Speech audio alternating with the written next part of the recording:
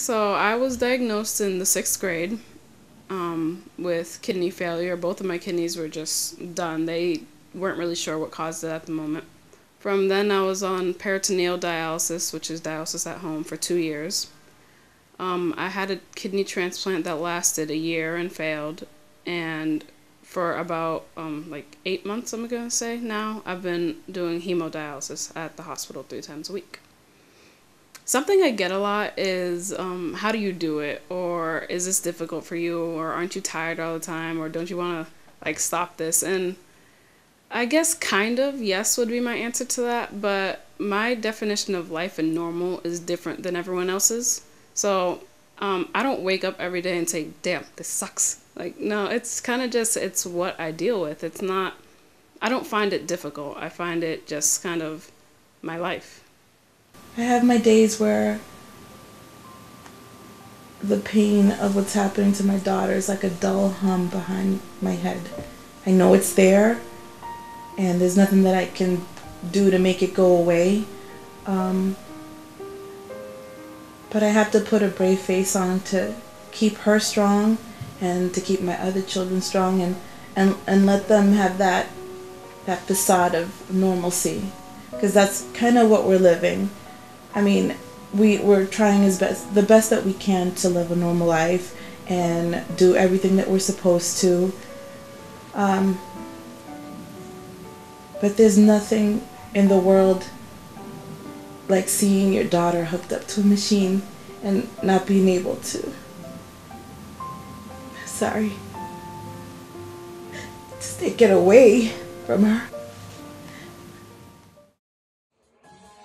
My make-a-wish was to have a huge Sweet 16.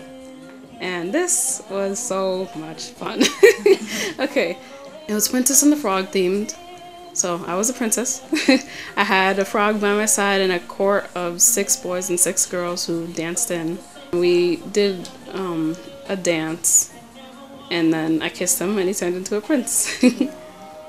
There was a guitar hero in the corner. Me and my godfather did a father-daughter dance. That was very touching. I cried. And at the end, I did a dance with my mother. Make-A-Wish Massachusetts and Rhode Island really reached out to my child and showed her that she wasn't just, a nameless, faceless person with an illness.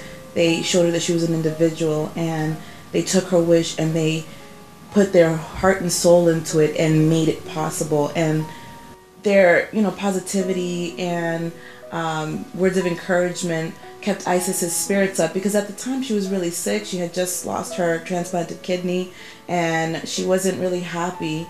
So I saw her going from a person who had lost hope and lost any bit of joy that she had left in her for a potential normal life, to someone who had hope and was finding her inner joy, and who was confident again because of the work that Make-A-Wish Massachusetts and Rhode Island did.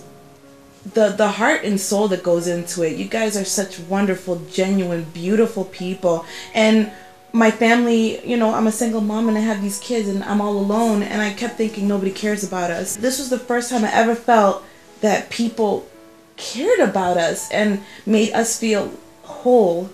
And you guys have to realize what you do is the most amazing, beautiful thing. You made my little girl feel whole. I feel personally that Make-A-Wish Massachusetts and Rhode Island is such a beautiful cause. First of all, because it's a local organization, so that we know that the money that we raise and donate is going to go to children who live in our community. And personally, for me as a mother, if I know that a child is suffering, I know exactly what the pain is that Eliana was speaking of when she said she saw her child basically helpless in a bed and she couldn't take that pain away. That's what every mother wants to do for their child. So for us to host an event where we know we're helping to comfort families, that for me is the personal reason that I want to give back. When we met Isis, she just has such a radiant personality, and we knew that her make-a-wish was to have the quinceañera party. She loved to get dressed up, she loved to be made up, and it really just made her more confident as a person, and she got excited about that day. So we thought, here we're having this beautiful fashion show with these beautiful gowns, why not make her part of it and give her that feeling for one more day? And she's going to be radiant and beautiful, and I think she's excited to wear the dress that we chose for her. What people don't see about Make-A-Wish is, I guess, our side of it. My wish in a lot of people's minds and eyes was just a party. Now, yeah, it was a party, but I think the wish brought out a little bit of my confidence. It brought me out of my shell a little bit because I'm not a naturally outgoing person. I think the party actually, as cheesy as it sounded, made me feel beautiful. People need to see what good Make-A-Wish does. This made her want to be more of an advocate for children in her situation. So every opportunity that she finds herself in, she's trying to promote awareness for children with illness. So it makes me really proud that she wants to do stuff like that. You know, she's so selfless and she's thinking about other people all the time. So that just increased that. It gave her that confidence, that boost that she needed. And it also made her feel like a girl. Because there's one thing that breaks my heart. Before Make-A-Wish came into the picture, she said that she didn't feel pretty, you know, because she was so scarred up. And